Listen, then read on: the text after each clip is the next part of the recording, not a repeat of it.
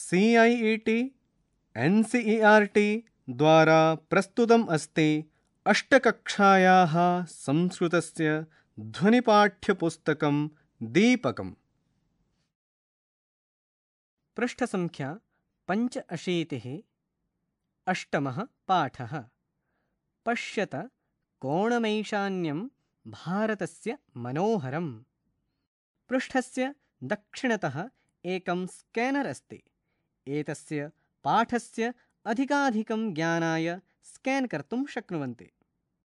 अरुणाचलप्रदेशः, असमः, मणिपुरं, मेघालयः, मिजोरमः, नागालैण्डं, त्रिपुरा एवञ्च सिक्किमः इत्येतानि 8 राज्यानि देशस्य पूर्वोत्तरभागे स्थितानि।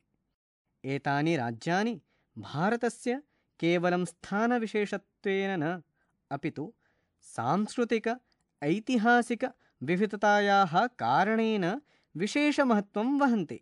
एषां प्रदेशानां प्राकृतिकसौन्दर्यं, समुदायानां विविधता, भौगोलिकपर्यावरणीयवैचित्र्यं च देशस्य अन्येभ्यः भागेभ्यः पृथक् अस्ति। पर्वतैः, नदीभिः च सुशोभितानि एतानि राज्यानि पूर्वहिमाचलश्रेणीषु पत्काई नागपर्वतप्रदेशे च स्थितानि। एतेषु बराक् ब्रह्मपुत्रादि नद्यः प्रवहन्ति।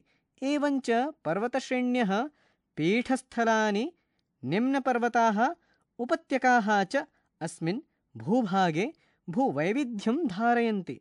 प्राकृतिकसम्पदादिभिः समृद्धः अयं प्रदेशः पूर्वदक्षिणपूर्व एशियायाः द्वारमस्ति। तानि राज्यानि अष्टभ्रातृभगिन्यः इति नाम्ना प्रसिद्धानि सन्ति। तानि एव अष्टभगिन्यः अथवा सप्तभगिन्यः एकभ्राता च इति कथ्यते।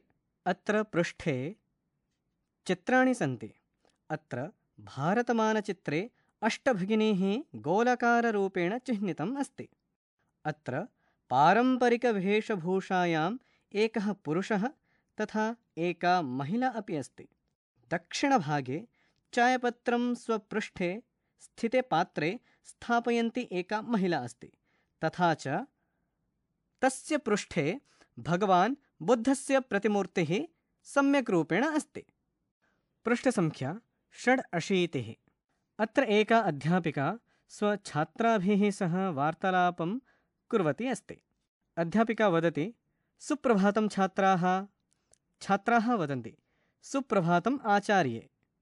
अध्यापिका पुनः वदति, शुभाशयाः, अद्य किं पठनीयम्? छात्राः वदन्ति, वयं सर्वे स्वदेशस्य राज्यानां विषये ज्ञातुमिच्छामः।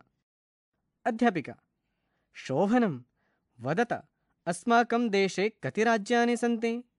स्वर, महोदये, मम भगिनी कथयति यत् अस्माकं देशे 28 राज्यानि सन्ति इति।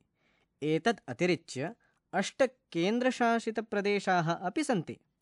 अध्यापिका, शोभनं स्वरे, सम्यक् जानाति तव भगिनी।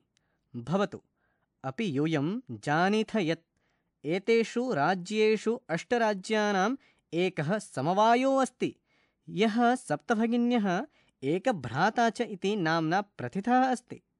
सर्वे छात्राः परस्परं साश्चर्यं पश्यन्तः, सप्तभगिन्यः एकभ्राता च? श्रीशः, इमानि राज्यानि सप्तभगिन्यः एकभ्राता च इति किमर्थं कथ्यन्ते? अध्यापिका, प्रयोगो अयं प्रतीकात्मको वर्तते।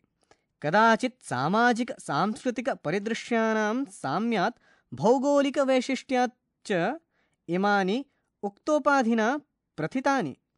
सर्वे छात्राः, अहो, अत्यन्तं सुखकरी वार्ता। श्रावयतु तावत् यत् कानि तानि राज्यानि सन्ति। अध्यापिका, अद्वयं मत्त्रयं चैव न त्रियुतं तथा द्वयं सप्तराज्यसमूहोऽयं भगिनीसप्तकं मतं। तेन युक्तो लघुभ्रातः सिक्किमः इति विश्रुतः। पश्यत कोणमैशान्यं भारतस्य मनोहरम्। इत्थं भ्राता सिक्किमेन सह भगिनीसप्तके इमानि राज्यानि सन्ति। अरुणाचलप्रदेशः, असमः, मणिपुरं, मिजोरमः, मेघालयः, नागालैण्डं, त्रिपुरा चेति। यद्यपि क्षेत्रपरिमाणैः इमानि लघूनि वर्तन्ते, तथापि गुणगौरवदृष्ट्या बृहत्तराणि प्रतीयन्ते। पृष्ठे चित्राणि अपि सन्ति। अत्र जनाः पारम्परिकवेशभूषायां सन्ति, तथा च विविधगतिविधिषु निमग्नाः सन्ति। अधः एकं चित्रमस्ति। अरण्ये कश्चन एकचरः विहरन् अस्ति, तथा च अपरत्र एकं भवनमपि अस्ति। पृष्ठसङ्ख्या 87। इत्थं भ्राता सिक्किमेन सह भगिनी सप्तके इमानि राज्यानि सन्ति। अरुणाचलप्रदेशः, असमः, मणिपुरं, मिजोरमः, मेघालयः, नागालैण्डं, त्रिपुरा चेति। यद्यपि क्षेत्रपरिमाणैः इमानि लघूनि वर्तन्ते, तथापि गुणगौरवदृष्ट्या बृहत्तराणि प्रतीयन्ते। सर्वे छात्राः कथं मान्ये? अध्यापिका: भ्रात्रा सह इमाः सप्तभगिन्यः स्वीये प्राचीनेतिहासे प्रायः स्वाधीनाः एव दृष्टाः। न केनापि शासकेन इमाः स्वायत्तीकृताः। विविधसंस्कृतिविशिष्टायां भारतभूमौ एतासां भ्रातृभगिनीनां संस्कृतिः महत्त्वाधायिनी वर्तन्ते। स्वरा: अन्यत् किमपि वैशिष्ट्यम् अस्ति एतासाम्? अध्यापिकाः: नूनमस्ति एव। पर्वत, वृक्ष, पुष्पप्रभृतिभिः प्राकृतिकसम्पद्भिः सुसमृद्धानि सन्ति इमानि राज्यानि। भारतवृक्षे पुष्पस्तवकसदृशानि विराजन्ते एतानि। अस्ति तावदेतेषां विषये किञ्चित् वैशिष्ट्यम् अपि कथनीयम्। सावहितमनसा शृणुत। जनजातिबहुलप्रदेशोऽयं। गारो, खासी, नागा, मिजो, लेप्चा प्रभृतयः बहवः जनजातीयाः अत्र निवसन्ति। शरीरेण ऊर्जास्विनः एतत् प्रादेशिकाः बहुभाषिभिः समन्विताः, पर्वपरम्पराभिः परिपूरिताः, स्वलीलया कलासु च निष्णाताः सन्ति। मालती: महोदये, तत्र तु वंशवृक्षाणि वनानि अपि प्राप्यन्ते? अध्यापिका: आम्, प्रदेशेऽस्मिन् हस्तलिप्यानां बाहुल्यं वर्तते। अवस्त्राभूषणेभ्यः गृहनिर्माणपर्यन्तं प्रायः वंशवृक्षनिर्मितानां वस्तूनाम् उपयोगः क्रियते। यतोहि अत्र वंशवृक्षाणां प्राचुर्यं विद्यते। साम्प्रतं वंशोद्योगोऽयम् अन्ताराष्ट्रियख्यातिम् अवाप्तोऽस्ति। पृष्ठे चित्राणि अपि सन्ति। उपरि मन्दिरस्य एकं द्वारमस्ति। मध्ये कश्चन पुरुषः पारम्परिकवेशभूषायां स्वपारम्परिक अभिनयं कुर्वन्नस्ति। तथा च अधः एका महिला तथा च एकः पुरुषः नृत्यं कुर्वन्तौ स्तः। अभिनवः भ्रातृभगिनीप्रदेशोऽयं बह्वाकर्षकः इति प्रतीयते। मृदुलः: मान्ये, किं भ्रमणाय भ्रातृभगिनीप्रदेशोऽयं समीचीनः? सर्वे छात्राः कोष्ठके उच्चैः: महोदये, आगामिनि अवकाशे वयं तत्रैव गन्तुमिच्छामः। स्वरा: आचार्ये, भवती अपि अस्माभिः सार्धं चलतु किल? अध्यापिका: रोचते मेयं विचारः। एतानि राज्यानि तु भ्रमणार्थं स्वर्गसदृशानि सन्ति, अतः अवश्यं चलामः। पृष्ठसङ्ख्या 88। वयं शब्दार्थान् जानीमः। अत्र पञ्चकोष्ठाः सन्ति। प्रथमे शब्दः, द्वितीये अर्थः, तृतीये हिन्दी, चतुर्थे इंग्लिश्, पञ्चमे मातृभाषया अर्थं लिखत इति अस्ति। सर्वादौ शब्दः स्वदेशस्य, अर्थः निजराष्ट्रस्य, हिंदी अपने देश का, इंग्लिश ऑफ आवर कंट्री। मातृभाषायां लिखन्तु। शब्दः वैचित्र्यम्, अर्थः विशिष्टस्वरूपं, हिंदी विचित्रता, इंग्लिश यूनिक्नेस।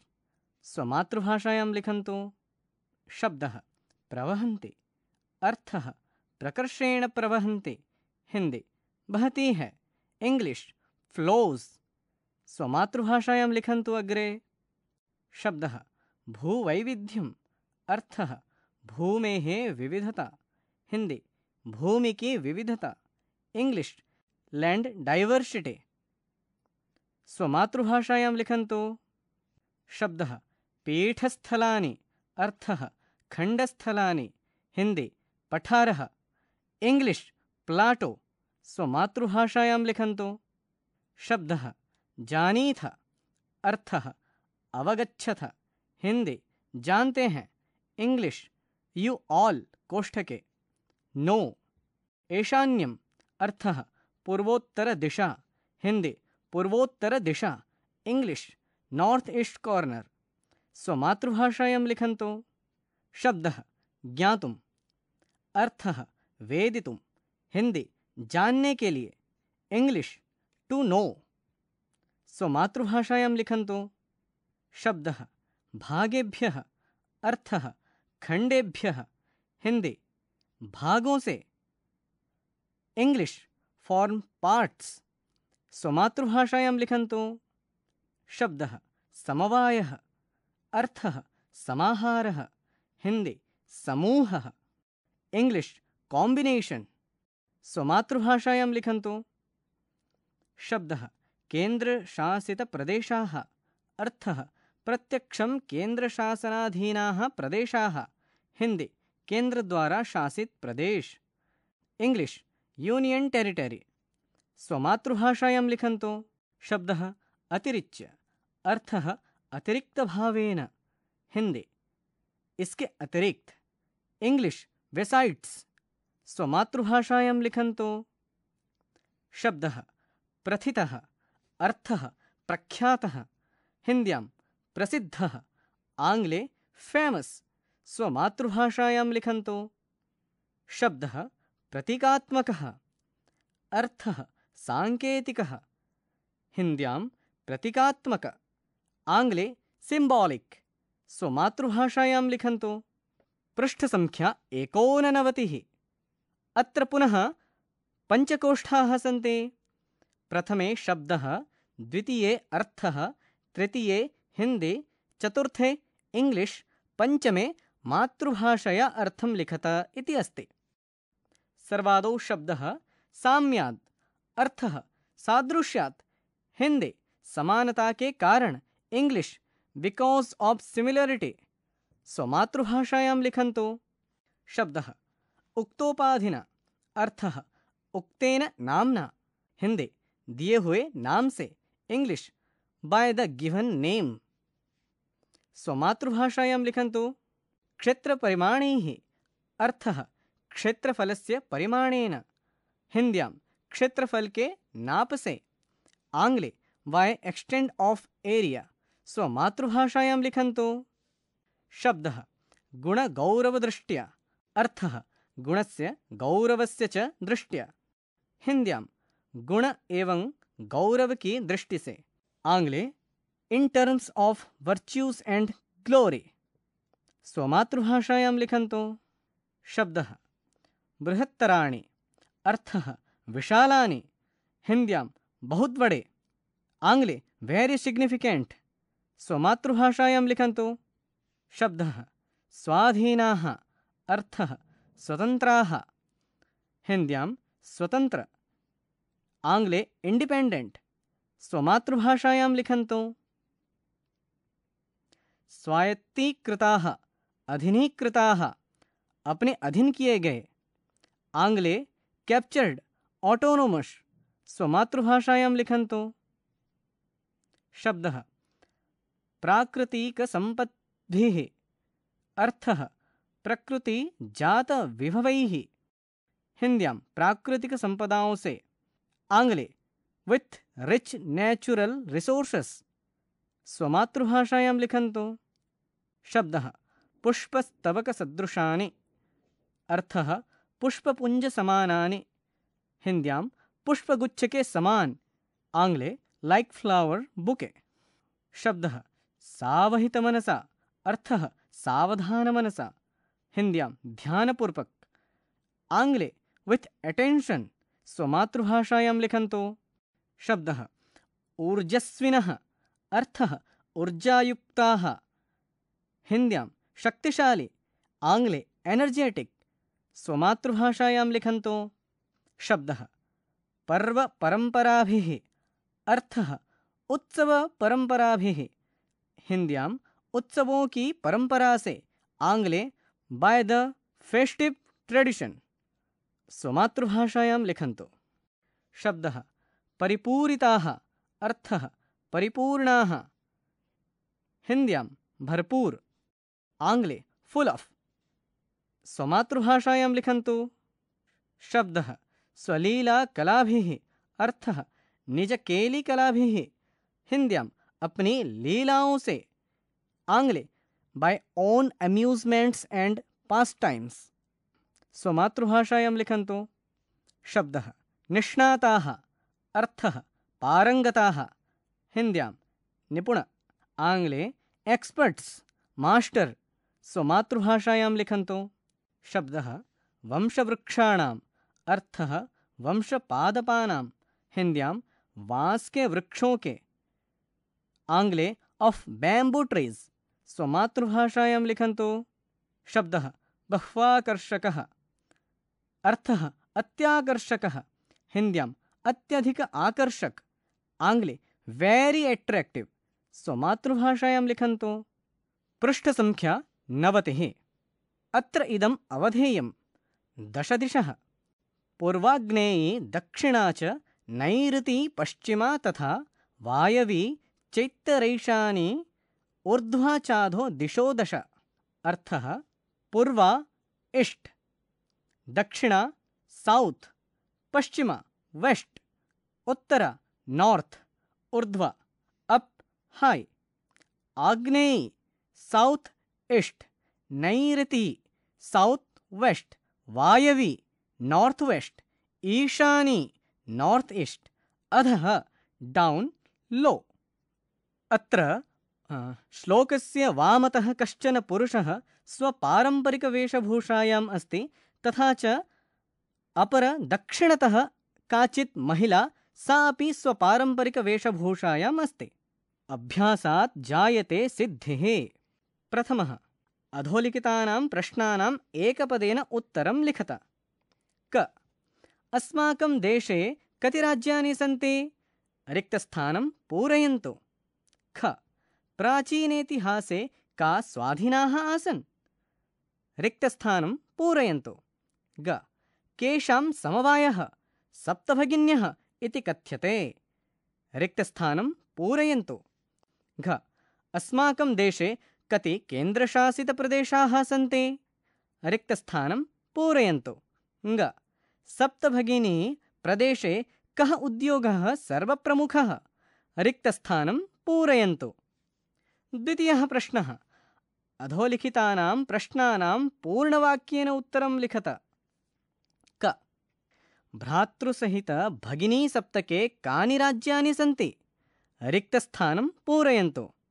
ख इमानि राज्यानि सप्तभगिन्यः इति किमर्थं कथ्यन्ते?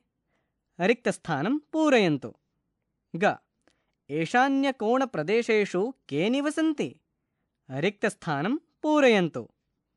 घ पूर्वोत्तरप्रादेशिकाः केषु निष्णाताः सन्ति?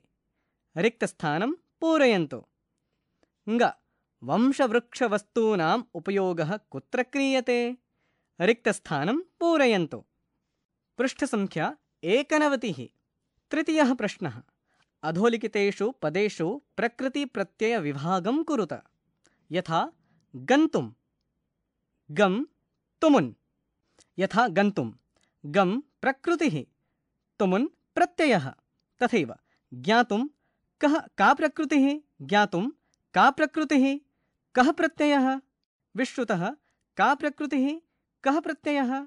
अतिरिच्य का प्रकृतिः? कः च प्रत्ययः?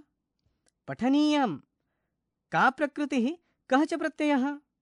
चतुर्थः प्रश्नः रेखाङ्कितं पदम् आधृत्य प्रश्ननिर्माणं कुरुत। क वयं स्वदेशस्य राज्यानां विषये ज्ञातुमिच्छामः। अत्र रेखाङ्कितमस्ति स्वदेशस्य। ख सप्तभगिन्यः प्राचीनेतिहासे प्रायः स्वाधीनाः एव दृष्टाः। अत्र रेखाङ्कितमस्ति सप्तभगिन्यः। ग प्रदेशेऽस्मिन् हस्तशिल्पानां बाहुल्यं वर्तते। अत्र रेखाङ्कितमस्ति हस्तशिल्पानां। घ एतानि राज्यानि तु भ्रमणार्थं स्वर्गसदृशानि। अत्र रेखाङ्कितमस्ति स्वर्गसदृशानि। पञ्चमः प्रश्नः। यथा निर्देशम् उत्तरत। क महोदय, मम भगिनी कथयति, अत्र मम इति सर्वनामपदं कस्मै प्रयुक्तं? रिक्तस्थानं पूरयतु। ख सामाजिक-सांस्कृतिकपरिदृश्यानां साम्यात् इमानि उक्तोपाधिना प्रथितानि। अस्मिन् वाक्ये प्रथितानि इति क्रियापदस्य कर्तृपदं किम्? रिक्तस्थानं पूरयत। ग एतेषां राज्यानां पुनः सङ्घटनं विहितम्। अत्र सङ्घटनमिति कर्तृपदस्य क्रियापदं किम्? रिक्तस्थानं पूरयत। घ अत्र वंशवृक्षाणां प्राचुर्यं विद्यते। अस्मात् वाक्यात् अल्पता इति पदस्य विपरीतार्थकः पदं चित्वा लिखत। रिक्तस्थानं पूरयतु। ग क्षेत्रपरिमाणैः इमानि लघूनि वर्तन्ते। अस्मिन् वाक्ये सन्ति इति क्रियापदस्य किं समानार्थकं पदं प्रयुक्तं? रिक्तस्थानं पूरयतु। अधः शब्दजालं प्रदत्तम् अस्ति। अस्मिन् उपरितः अधः वामतः दक्षिणं चेति आधारं कृत्वा सार्थकशब्दान् रेखाङ्कयत। वर्गचित्रजालम् अत्र लिखितमस्ति ज न जा तिः म त्रि ख सि च अ र सि णि पु न ग भ्र ता स कि पु रा ज्य नि मि जो र मह र सं स्कृ तिः पु र्वो त र म दे श स्य ब स त भ गि न्यः ग रो प्र कृ ति कः वं श वृक्षः भ गि नि अ रु ण च लः भ्र ता मे घ ल यः ध मे न ग लै ण्डं ब ह व ह जोः। अत्र वर्गजालस्य पृष्ठतः 4 छात्राः पश्यन्तः सन्ति। पृष्ठसङ्ख्या 93। सप्तमः प्रश्नः। पट्टिकातः पदानि चित्वा रिक्तस्थानानि पूरयत। पट्टिकायां सन्ति सिक्किमः, पूर्वोत्तरराज्यानि 28, स्वदेशस्य राज्यानाम् अरुणाचलप्रदेशः, असमः, मणिपुरं, मिजोरमः, मेघालयः, नागालैण्डं, त्रिपुरा जनजातिः प्राचुर्यम्। क छात्राः अद्य रिक्तस्थानं विषये ज्ञातुमिच्छन्ति। रिक्तस्थानं पूरयन्तु। ख अस्माकं देशे रिक्तस्थानं राज्यानि तथा 8 केन्द्रशासितप्रदेशाः सन्ति। रिक्तस्थानं पूरयन्तु। सप्तभगिन्यः एकः भ्राता च इति रिक्तस्थानं कथ्यन्ते। रिक्तस्थानं पूरयन्तु। सप्तभगिन्यः इत्युक्तानि राज्यानि रिक्तस्थानानि। रिक्तस्थानानि पूरयन्तु। ङ प्रदेशेऽस्मिन् रिक्तस्थानं बाहुल्यम् अस्ति। रिक्तस्थानं पूरयन्तु। छ पूर्वोत्तरराज्येषु वंशवृक्षाणां रिक्तस्थानं विद्यते। रिक्तस्थानं पूरयन्तु। अष्टमः प्रश्नः। भिन्नप्राकृतिकं पदं चिनुत। क गच्छति, पठति, धावति, अहसत्, क्रीडति। रिक्तस्थानं पूरयन्तु। ख छात्रः, सेवकः, शिक्षकः, लेखिका, क्रीडकः। रिक्तस्थानं पूरयन्तु। ग पत्रं, मित्रं, पुष्पम्, आम्रः, फलं। रिक्तस्थानं पूरयन्तु। घ व्याघ्रः, भल्लूकः, गजः, कपोतः, शाखा, वृषभः, सिंहः। रिक्तस्थानं पूरयन्तु। ङ पृथिवी, वसुन्धरा, धरित्री, यानं, वसुधा रिक्तस्थानं पूरयन्तु। पृष्ठसङ्ख्या 94। विशेष्यविशेषणानाम् उचितं मेलनं कुरुत। विशेषपदानि अयं संस्कृतिविशिष्टायां महत्त्वाधायिनी प्राचीने एकः। विशेष्यपदानि संस्कृतेः इतिहासे प्रदेशः समवायः भारतभूमौ। योग्यताविस्तारः। पत्काई इति भारतस्य पूर्वोत्तरभागे वर्मादेशेन सह सीमावर्तिक्षेत्रे स्थिता पर्वतशृङ्खला अस्ति। बराकनदी भारतस्य मणिपुरं, नागालैण्डं, मिजोरमः, असमः चेति राज्येषु एवञ्च बाङ्ग्लादेशे वहन्ती 100 किमी दीर्घा नदी अस्ति। गारोपर्वतः, खासीपर्वतः, जयन्तियापर्वतः च उत्तरपूर्वीयपीठस्थले स्थिताः 3 पर्वतशृङ्खलाः सन्ति। मेघालयपीठस्थले कृष्णहीरकः कोष्ठके कोयला, लौह अयस्कः, सिलिमेनाइटः, क्षारशिला, यूरेनियम् इत्यादयः खनिजसम्पदः प्रचुरं विद्यते। सप्तभगिन्यन्तर्गतप्रदेशानाम् उल्लेखः महाभारतं, रामायणं, पुराणानि इति प्राचीनग्रन्थेषु अपि उपलभ्यते। अत्र पुनः सारणी अस्ति। सारण्यां लिखितमस्ति क्रमसङ्ख्या, राज्यं, राजधानिः, राजभाषा, अन्याः भाषाः। स्रोतांसि प्रथमः अरुणाचलप्रदेशः, राजधानी इटानगरं, राजभाषा आङ्ग्लभाषा। अन्याः भाषाः न्यीशी, दाफला, मिजी, गल्लोगः, वंछो, तागिनः, हिल्मिरी, मोहपा, नाक्टी, आकः, तांसा, खम्ती इत्यादयः। श्रोतं विहितमस्ति। द्वितीयः असमः, राजधानी दिसपुरं, राजभाषा असमिया, बङ्ग्ला, बोडो, आङ्ग्लभाषा च।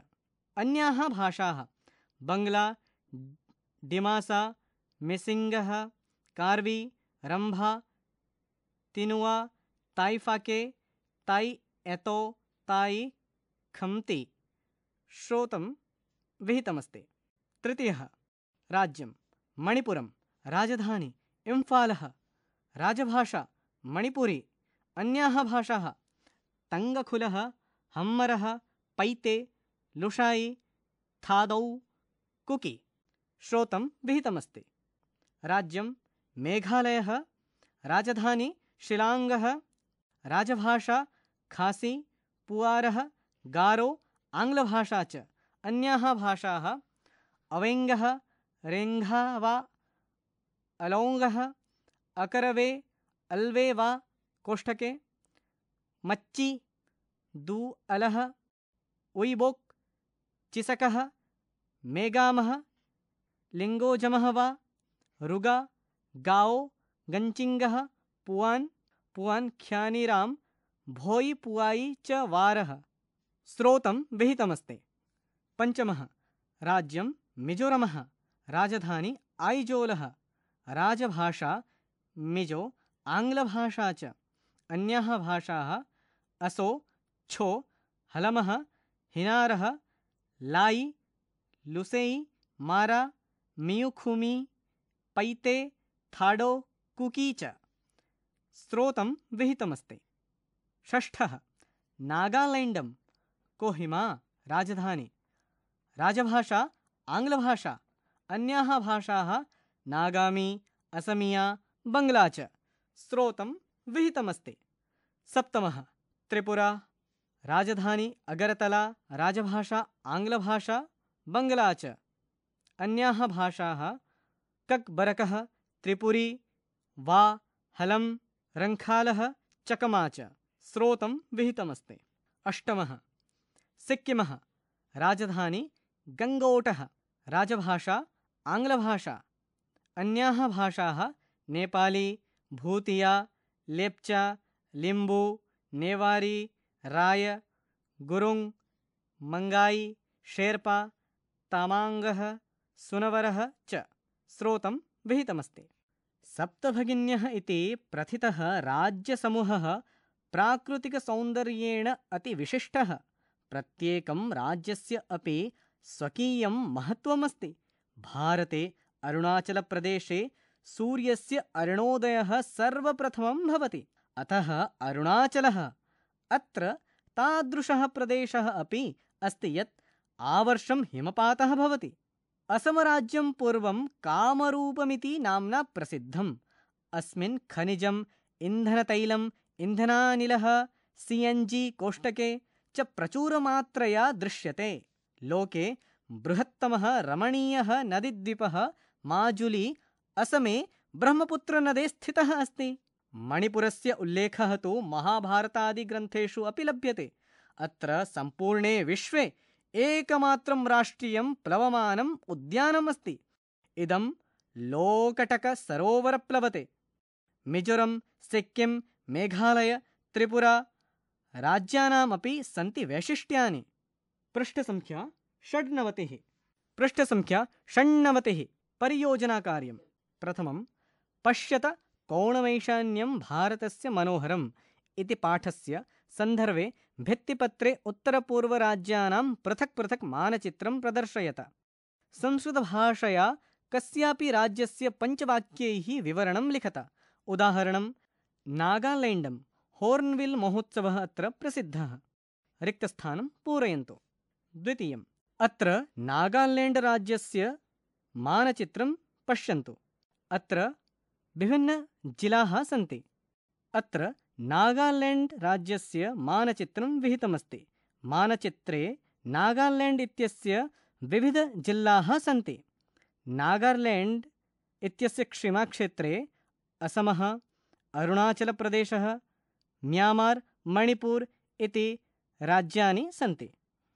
द्वितीयं, पूर्वोत्तरराज्यानां पर्यटनस्थलानां नामानि लिखित्वा तेषां संक्षिप्तं वर्णनं कुरुत। उदाहरणं राज्यम् असमः, नाम काजीरङ्गा राष्ट्रियम् अभयारण्यं। वर्णनम् अत्र एकशृङ्गगजाः दृश्यन्ते। एतत् यूनेस्को विश्वप्रत्नकीर्तिस्थलमस्ति। तृतीयं, विद्यालये उत्तरपूर्वसंस्कृतिदिवसः कोष्ठके एकः विशेषदिवसः आयोजनीयः। छात्राः विविधराज्यानां परिधानं, नृत्यं, भोजनं, वेशभूषां च प्रस्तुवन्तु। सम्पूर्णः कार्यक्रमः संस्कृतसंवादमाध्यमेन एव करणीयः इति अष्टमः अध्यायः। शृण्वन्तः आसन् अष्टकक्षायाः संस्कृतस्य ध्वनिपाठ्यपुस्तकं दीपकं। वाचनस्वरः प्रसीदरञ्जनमेहरः। ध्वन्याङ्कनं मोहम्मद् फैजान् खान्। निर्माणसहयोगः कुसुमलता। निर्देशनं तथा निर्माणं विमलेशचौधरी। एवं च प्रस्तुतिः CIET NCERT नवदेहली भारतम्।